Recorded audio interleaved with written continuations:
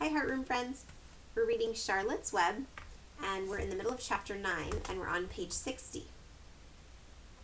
And the last thing that Charlotte said to Wilbur was about the Queensboro Bridge. Did you ever hear about the Queensboro Bridge? Wilbur shook his head. Is it a web? Well, sort of, replied Charlotte, but do you know how long it took the men to build it? 8 whole years. My goodness, I would have starved to death waiting that long. I can make a web in a single evening. What do people catch in the Queensboro Bridge? Bugs? Asked Wilbur. No, said Charlotte, they don't catch anything. They just keep trotting back and forth across the bridge, thinking there's something better on the other side. If they'd hang head down at the top of the thing and wait quietly, maybe something good would come along. But no, with men, it's rush, rush, rush every minute. I'm glad I'm a sedentary spider. What does sedentary mean? Asked Wilbur. It means I sit still a good part of the time and I don't go wandering all over creation. I know a good thing when I see it, and my web is a good thing. I stay put and wait for what comes. Gives me a chance to think. Well, I'm sort of sedentary myself, I guess, said the pig. I have to hang around here whether I want to or not. You know where I'd really like to be this evening? Where? In a forest, looking for beech nuts and truffles and delectable roots, pushing leaves aside with my wonderful strong nose, searching and sniffing along the ground. Smelling, smelling, smelling. You smell just the way you are, remarked a lamb who had just walked in. I can smell you from here. You're the smelliest creature in this place. Wilbur hung his head. His eyes grew wet with tears. Charlotte noticed his embarrassment, and she spoke sharply to the lamb. Let Wilbur alone, she said. He has a perfect right to smell, considering his surroundings. You're no bundle of sweet peas yourself. Furthermore, you are interrupting a very pleasant conversation. What were we talking about, Wilbur, when we were so rudely interrupted? Oh, I don't remember, said Wilbur. It doesn't make any difference. Let's not talk any more for a while, Charlotte. I'm getting sleepy. You go ahead and finish fixing your web, and I'll just lie here and watch you. It's a lovely evening. Wilbur stretched out on his side.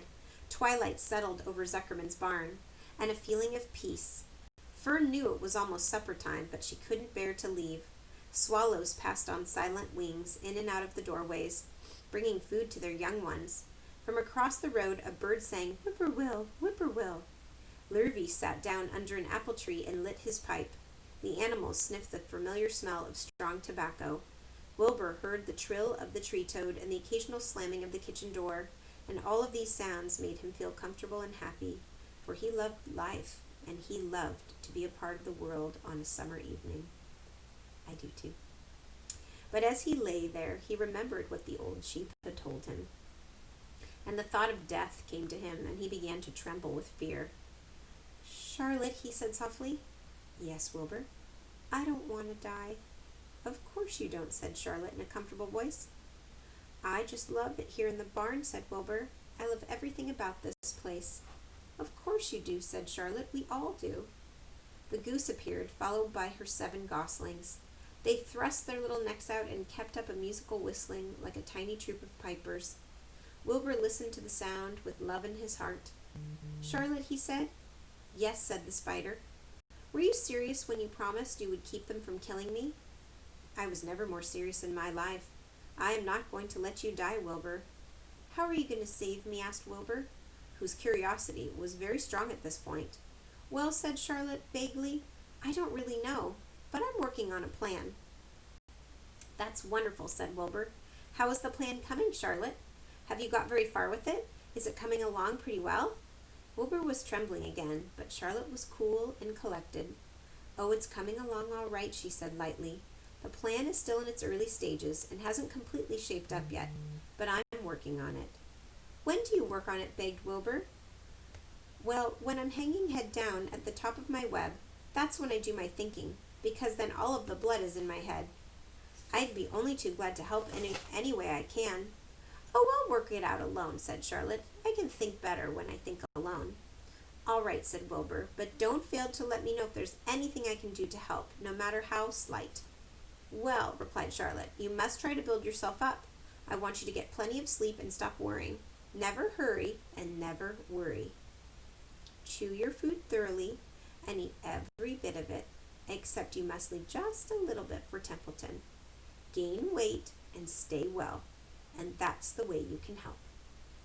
Keep fit and don't lose your nerve. Do you think you understand? Yes, I understand, said Wilbur. Go along to bed then, said Charlotte. Sleep is important. Wilbur trotted over to the darkest corner of his pen and threw himself down. He closed his eyes, and in another minute he spoke. Charlotte, he said. Yes, Wilbur. May I go out to my trough and see if I have left any of my supper? I think I left just a tiny bit of mashed potato. Very well, said Charlotte, but I want you in bed again without delay. Wilbur started to race out to his yard. Slowly, slowly, said Charlotte. Remember, never hurry and never worry. Wilbur checked himself and crept slowly to his trough. He found a bit of potato and chewed it carefully. He swallowed it and walked back to bed. He closed his eyes and was silent for a while. Charlotte, he said in a whisper. Yes? May I get a drink of milk? I think there are a few drops of milk left in my trough. No, the trough is dry, and I want you to go to sleep. No more talking. Close your eyes and go to sleep. Wilbur shut his eyes. Fern got up from her stool and started for home. Her mind was full of everything she had seen and heard. Good night, Charlotte, said Wilbur. Good night, Wilbur. There was a pause. Good night, Charlotte. Good night, Wilbur. Good night. Good night. And that's the end. And tomorrow we'll read chapter 10.